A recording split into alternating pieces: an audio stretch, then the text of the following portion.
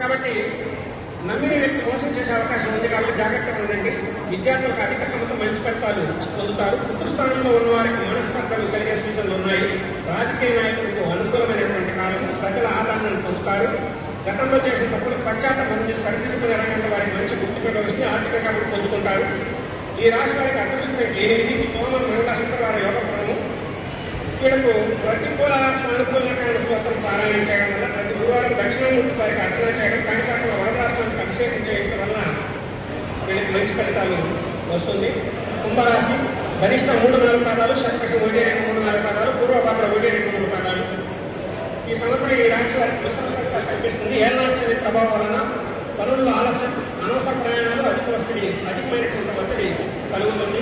ఉద్యోగ విషయంలో అధికారులకు ఒత్తిడి ఎక్కువగా ఉన్నప్పటికీ కోరుకున్న ప్రమోషన్లు లభించి విజయాన్ని సాధిస్తారు. ఇబ్బందులు కూడుతాయి. కోర్టు సమస్యలు పరిష్కారం అవుతాయి. ఇక ఆరోగ్య విషయంలో శ్రద్ధ అవసరము. యోగా ప్రాణాయామం వంటివి వీళ్ళ మనసుకు ఊరటనిస్తుంది. స్త్రీలకు మంచి సమయము, ఐశ్వర్యం వృద్ధి చెందుతుంది. అకాల భోజనం వీళ్ళని బాధిస్తుంది. ఈ రాశి వారికి అదృష్ట సంఖ్య 9, బుధ శుక్ర శనివారాలు యోగపదము, దక్షిణామూర్తి స్తోత్రం పారాయణం, కాణిపాకంలో శ్రీ స్వామివారికి అభిషేకం చేయించుకొని మీరు మంచి ఫలితాలు పొందగలుగుతారు. ధనుసు రాశి మూలా నక్షత్రం 1-2-3-4 పాదాలు, పూర్వాషాఢ 1-2-3-4 పాదాలు, ఉత్తరాషాఢ 1వ పాదం ధనుసు రాశి కిందకి వస్తుంది. ఈ రాశి వారికి అంత మిశ్రమ ఫలితాలు ఉంటాయని చెప్పవచ్చు. ఉద్యోగ వ్యాపారాలు ఆటంకం లేకుండా సాఫీగా సాగిపోయి సోదరం సహకరిస్తారు. ఆర్థిక పరిస్థితులు మెరుగుపడతాయి. ముఖ్య వ్యవహారం అన్ని సందర్భాల్లో వీళ్ళకి మంచిది కాదు. పరిమాణం ఎక్కువగా ఉంటుంది. అలసట పెరుగుతుంది. సోదర వ్యక్తులకు ఆస్తి సంబంధ తగాదాలు బాధలు కలిగిస్తుంది. అదేవిధంగా ఈ యొక్క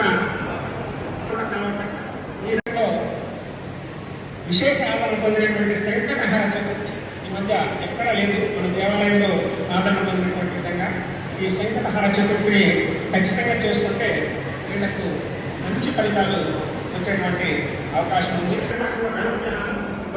చేసుకుంటే వీళ్ళకు మంచి.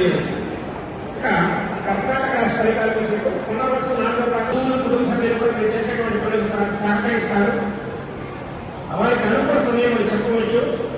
ధనాన్ని ఎక్కువగా ఖర్చు చేస్తారు. ఈ రాశి వారికి అదృష్ట సంఖ్య 2, ఆది, సోమ, శుక్ర శనివారాలు యోగపదాలు. ప్రతి గురువారం దక్షిణామూర్తి ఆరాధన. ఆర్థికంగా మంచి ఉన్నత స్థితికి కూడా చేరుకుంటాయి. కొత్త వ్యాపారం అష్టమ శని సంచారం వల్ల అనవసరమైన ప్రయాణాలు కాస్త బాధిస్తాయి. ఎంతో కాలంగా వాయిదా పనులన్నీ కూడా పూర్తవుతాయి. జన్మరాశిలో పేరు సంచారం కాస్త